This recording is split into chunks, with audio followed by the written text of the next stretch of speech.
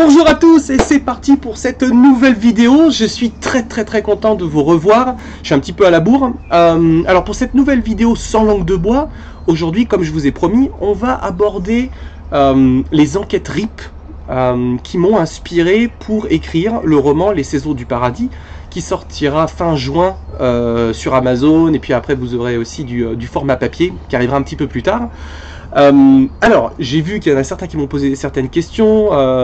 J'ai choisi quelques questions. Je vais essayer de faire une vidéo pas trop longue parce qu'à chaque fois que j'en fais une, je parle pendant des heures. Et du coup, on se retrouve avec une vidéo d'1 heure. Donc, pour commencer, qu'est-ce qui m'a inspiré quelles sont les enquêtes qui m'ont inspiré dans RIP, dans les émissions que vous avez pu voir, à travers ce roman? Eh bien, alors d'abord, en règle générale, déjà, le livre traite du sujet de la vie, de l'après-vie, de la mort, de la conscience, de cet état assez particulier que l'on traverse une seule fois dans ce que l'on appelle la vie. Et RIP étant, entre guillemets, une chasse aux fantômes, c'est-à-dire qu'on se confronte régulièrement à des entités, on se confronte à des légendes, et bien ce monde de l'invisible, j'ai essayé de l'aborder dans le livre en partant du principe qu'il faisait partie de notre univers, en fait. Qu'il y avait, pour moi, il n'y avait pas de croyance ou pas, c'est voilà, il est là, ça existe, il y a une vie après la mort, et c'est comme ça que ça va être un peu traité dans le livre. Voilà, je ne suis pas allé dans la pure réflexion. Par contre, chacun aura son ressenti personnel de la façon dont je l'ai traité dans le livre. Alors, pour les enquêtes RIP, d'abord, la première qui me vient à l'esprit, ça reste l'enquête de Vos, le fameux château de Vos dans l'Allier. Sa légende avec cette dame blanche qui reviendrait pendant certaines nuits hanter les couloirs du château, mais aussi l'architecture et la construction du château de Vos, qui est aujourd'hui pour moi une des plus belles constructions de château que j'ai pu voir, parce qu'il a vraiment cette particularité d'avoir vécu à travers les siècles, et donc du coup d'avoir aussi évolué dans sa construction à travers les âges que l'on a traversé. Donc il y avait, voilà, il y a une période gothique, une période renaissance, il y a là bien évidemment une période Moyen-Âge, celle du tout départ, où il reste pas grand chose, mais qui est tout de même là et qui crée ce cachet vraiment unique. Et je dirais aussi sa propriétaire, qui est Madame Mincer, une dame fantastique qui nous a voilà, ouvert les portes plusieurs fois. On y avait fait le pilote, on y est retourné. C'était un petit peu comme notre deuxième maison, c'est ce qu'on aimait bien plaisanter au sein de l'équipe. Et vu qu'elle est anglaise, je sais pas pourquoi, mais elle y amène un petit côté décalé dans ce paysage des châteaux français, et donc ce qui crée justement vraiment ce truc très particulier. Et je pense que c'est pas la seule, hein. Nombreux propriétaires anglo-saxons sont propriétaires de châteaux en France.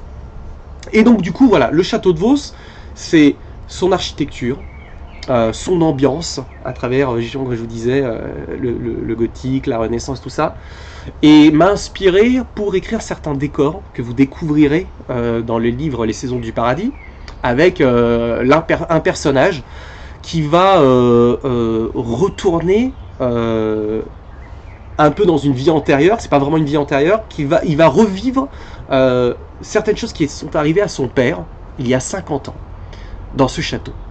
Donc il y a vraiment une intrigue, il y a vraiment des petites choses très sympas, et je pense que pour ceux qui connaissent très bien les épisodes, vous verrez, vous reconnaîtrez certaines lignes de détails concernant le fameux château de Vos dans le livre. Donc ça, c'est vraiment la première enquête qui me viendrait à l'esprit. C'est celle qui m'a... Et vous pouvez demander ça à Anton, Denis, Mariana, Davy, à toute l'équipe Terry. Château de Vos, c'est particulier. C'est particulier. Bref. La deuxième, comme ça, qui me viendrait à l'esprit, je crois que c'est Bonaguil, qui est une enquête absolument extraordinaire, parce qu'il se passera rien ou pas grand chose pendant notre enquête. Et elle se conclut d'une façon où l'intégralité de l'équipe, même encore maintenant, je suis certain, si vous leur posez la question individuellement, ils ne sauront pas vraiment quoi répondre à ce qui s'est passé ce soir-là au château de Bonaguil. Et dans les saisons du paradis, j'ai tellement été sur le cul quand je vivais ce truc-là pendant l'enquête.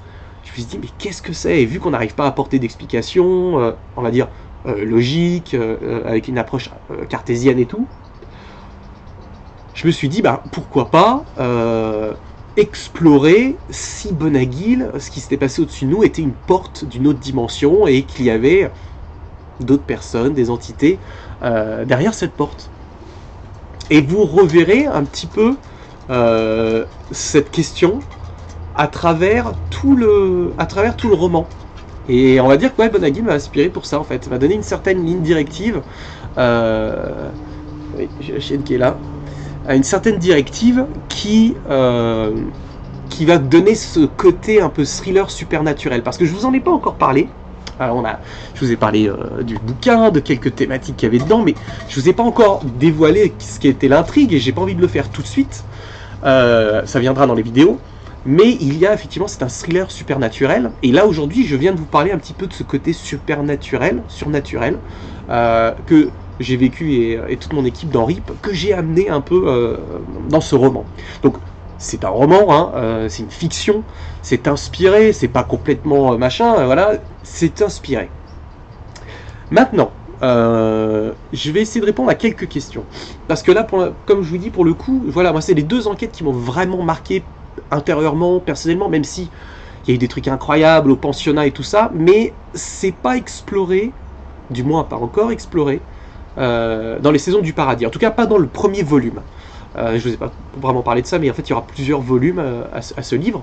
Donc, ce sera exploré un petit peu plus tard. Alors, pour répondre, j'ai pris quelques questions, j'en ai pas pris beaucoup, parce qu'il y en a beaucoup qui étaient un petit peu les mêmes. Alors, Isabelle Biro, bonjour Isabelle, merci pour ta question. Il y a une chose que je me demande personnellement. Les anges et les démons existent-ils vraiment? Les entités négatives et positives qui se manifestent au cours d'enquêtes paranormales sont-elles uniquement d'anciennes personnes vivantes? Alors là, il y a deux questions qui me paraissaient assez intéressantes. La première, c'est les anges et les démons existent-ils vraiment? J'en sais rien, Isabelle. J'en sais rien. Je vois des anges et des démons sur la planète tous les jours. Mais c'est probablement pas les mêmes anges et démons que toi, qui font pas partie de ta question, du moins. J'ai un côté un peu plus terre à terre vis-à-vis de ça. Pour moi, les anges et les démons, c'est nous en fait. Hein. On est capable de faire le bien comme le mal. Et puis voilà, enfin, c'est un peu nous. Pour autant, la question spirituelle des anges et des démons, j'ai envie de te dire pourquoi pas. Je n'y crois pas personnellement, mais je me dis bon, pourquoi pas. Est-ce que dans une certaine mesure ça a inspiré le livre, cette question, parce que tu imagines bien, tu n'es pas la première à avoir posé cette question, et c'est une question qui revient régulièrement à travers les ghost hunts que l'équipe fait, ou les questions qu'on reçoit régulièrement. Les anges et les démons, pourquoi pas? Voilà ma réponse. Maintenant pour le livre, comme je te disais, il y a effectivement ce brin de spiritualité que vous retrouverez à travers le livre, avec une vision très grande de ce qu'il peut avoir après. Donc il y a un petit peu de ça, mais pas dans le cliché que Hollywood nous balance dans la gueule régulièrement. La deuxième question que tu avais, c'est les entités négatives et positives qui se manifestent au cours d'enquêtes paranormales sont-elles uniquement d'anciennes personnes vivantes? Alors, Isabelle, encore une fois, à travers ces vidéos, je vais essayer de répondre à certaines choses, mais il y a certaines choses je n'y connais pas forcément, j'aurais pas forcément une opinion bien tranchée, ou j'aurais pas les compétences pour pouvoir y répondre. D'ailleurs, je pourrais peut-être faire appel à d'autres personnes qui connaissent un peu mieux sur certains domaines. Mais, alors, pour moi, déjà, ce qu'il faut se poser comme question, est-ce que ce sont d'anciennes personnes vivantes? Désolé, j'ai chopé la crème. Voilà, donc déjà, comme tu dis, est-ce que c'est des personnes vivantes? Est-ce que les fantômes sont des personnes vivantes? Est-ce qu'ils ont été des personnes vivantes? J'en sais rien. C'est une question que l'on se pose même encore après des années, parce qu'on n'a pas ce pur contact d'échange entre ces entités et nous pour amener à une réponse et de se dire ok, c'est des fantômes, en fait ils sont morts, ils viennent d'ailleurs, ou c'est plutôt des gens d'une autre planète qui communiquent par, je ne sais pas, on peut émettre différentes hypothèses, une distorsion du temps, les trous noirs, une conscience, une quatrième dimension. Bref, il y a tout un ensemble de choses qui peuvent être mis en hypothèse. Donc, voilà, j'espère que je réponds un peu à ta question quelque part, Isabelle, en ne sachant pas y répondre. C'est-à-dire qu'il y a plein d'hypothèses, à toi de voir celle qui te correspond le mieux, parce que c'est aussi ça, c'est que qu'est-ce qui nous correspond le mieux personnellement. Bien évidemment, moi j'ai envie de te dire, j'ai envie d'y croire, j'ai vraiment envie d'y croire, j'ai envie de me dire, ouais, effectivement, quand on part, quand on quitte notre enveloppe, pendant un certain temps, notre conscience erre autour de nous, pour peut-être prendre possession de quelque chose qui est en train de prendre vie à proximité. Je vous conseille d'ailleurs un film que j'ai beaucoup aimé, qui est le film de Gaspard Noé, Enter the Void. Ça parle justement un peu de ça. C'est français, ça vaut le coup, ça défonce. Moi je suis un très grand fan de Noé. J'ai un coup d'œil. Il émet une hypothèse intéressante. À vous. Regardez, je partage un peu son idée, je la trouve plutôt cool. Bref. Merci Isabelle en tout cas pour tes deux questions. Si tu en as d'autres, tu balanceras, je répondrai. C'est le but de ces vidéos, c'est de vous répondre assez facilement. Chantal Lozé, bonjour Chantal, j'espère que tu vas très bien. Bonaguil, ah bah tu vois, c'est aussi pour ça que j'ai retenu ta question. Ce phénomène si particulier que vous avez vécu, moi je broderais une histoire juste autour de ça. Et ben tu vois, c'est pour ça. Je me suis dit, elle a lu putain dans les pensées, c'est pas possible. Parce que l'histoire des saisons du paradis, bien sûr c'est Annie, c'est de ramener Annie, ça là c'était une volonté de ma part, mais c'est aussi de vous embarquer dans un thriller supernaturel. Et l'arc, la question c'est, à Bonaguil, ce truc qui s'est ouvert au-dessus de nous, qu'est-ce que c'est? Et je suis parti en essayant de donner une réponse à travers ce livre, vous verrez. Bon, c'est voilà, donc j'espère que ça amène un peu de pétillant dans ton commentaire, Chantal. D'ailleurs, quelle conclusion, théorie en tires-tu?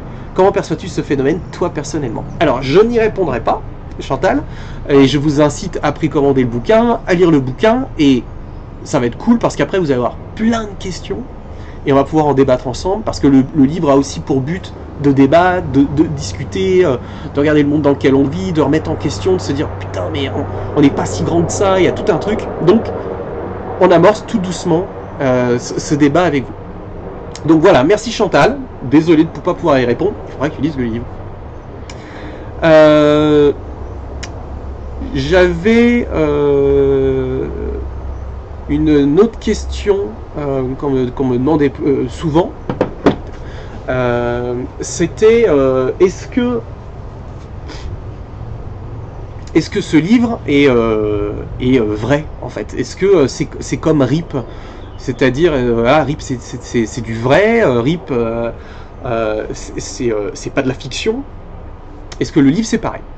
Alors, vous avez été plusieurs à me poser cette question, donc je vais vous répondre. Alors, non, ce n'est pas du vrai, c'est-à-dire c'est pas relaté absolument parfaitement de ce qui a pu se passer dans RIP, parce que c'est le livre, ce n'est pas forcément, ça n'a rien à voir avec RIP. RIP est juste c'est du paranormal qu'on faisait, et me suis juste servi du monde du paranormal pour broder autour d'une histoire, autour d'un thriller avec différentes personnes. Donc j'espère que ça répond dans une partie à ces questions que vous m'avez posées. N'hésitez pas à m'en poser, elles peuvent être loufoques, on s'en fout, vous n'êtes pas forcément d'accord, balancez, posez les questions, parce qu'il n'y a jamais de stupides questions, et malheureusement on vit dans un monde où on prône l'ignorance, on pousse que l'ignorance, machin et tout, moi ça me rend dingue.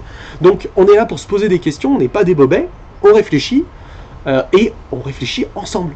C'est ça qui est cool, parce que réfléchir tout seul de son côté, venez, partageons, réfléchissons ensemble, voyons voir comment on peut faire les choses un peu mieux. Ok? Dans la prochaine vidéo que vous allez avoir sur les saisons du paradis, je vais vous révéler pourquoi thriller. Et dans ce thriller, il y a tueur en série. Donc il y a une histoire de tueur en série au cœur de ce livre, avec un personnage que l'on va suivre totalement barré. Et je me suis inspiré de plusieurs cas réels aussi, de tueurs en série que certains d'entre vous connaissent. Hein. On peut parler par exemple de Ed Gein, on peut parler de Michel Fourniret. Il y a toute une tripotée de personnages, de tueurs en série, de gens la plupart des gens qualifieront de fous, et vous allez découvrir qu'ils ne sont pas si fous que ça aussi. Et c'est ça qui fait peur d'ailleurs avec les profilers, c'est qu'ils ne sont pas si fous que ça. Et donc du coup, je vous inviterai à découvrir l'arrière du décor concernant le thriller des Saisons du Paradis. Donc je vous invite à vous inscrire sur la chaîne YouTube, partager, liker, commenter. C'est un message d'amour, de paix, on est là pour discuter, pour s'éclater. Suivez-moi sur Twitter, NicoWave, suivez-moi sur ma page Facebook privée ou publique, on s'en fout, sur les vidéos, balancez des commentaires. Et n'oubliez surtout pas d'aller réserver, d'aller précommander le livre Les Saisons du Paradis sur Amazon, qui devrait être disponible le 21 juin. Ouais, qui devrait être parce que je bosse encore dessus. Ah, c'est... On cravache, on cravache. Bon, je vous embrasse. Mille feux, des millions de bisous, et puis love and respect, à la prochaine.